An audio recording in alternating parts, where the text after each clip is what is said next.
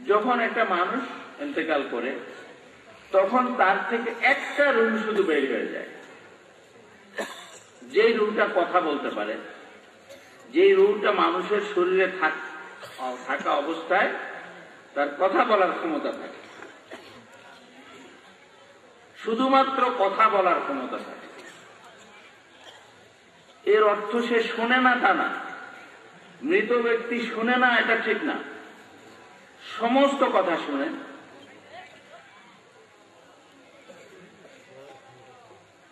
একবারে সেই হাদিসের মধ্যে আছে, বুখারী শরীফ আছে, মুসলিম শরীফই আছে, যে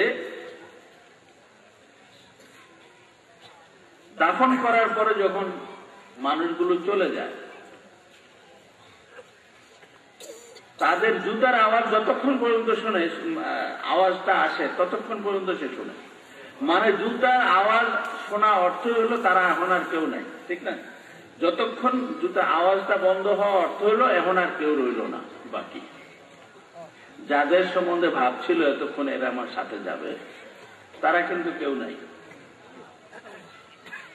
চলো, একজন মৃত ব্যক্তি সব শুনে, সে ব্যথা অনুভব করে। যখন গোসল দেয় তখন বলে আমাকে আসতে নাড়ো, আমি ব্যথা পাই, কষ্ট হচ্ছে আমার। সে কথা বলতে পারে, অর্থ হলো সে বলে ঠিকই, কিন্তু তার কথাটা যে প্রকাশ করার যে শক্তিটা ছিল তার মধ্যে, যে রূপটা ছিল, সেই শক্তিটা চলে যায়। কিন্তু তার শুনতে অসুবিধা নেই, সে সবার কথা শুনে, সবার আওয়াজ শোনে, কেউ সালাম দিলে শোনে, দোয়া করলে শোনে।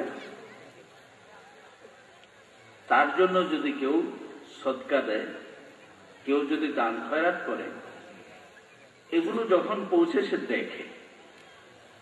তার জন্য উপহার যখন পাঠায় আর ছেলে সন্তানরা, আত্মীয় স্বজনরা, মহব্বতের বন্ধু বান্ধবরা, তখন সে এগুলো দেখতে পায়, তার কাছে উপহার আসছে, কে পাঠাচ্ছে তাও জানে। অর্থাৎ মৃত ব্যক্তি এই কথা খেয়াল করা ঠিক না যে সে তো কিছুই বোঝে না, গেছে গেছে।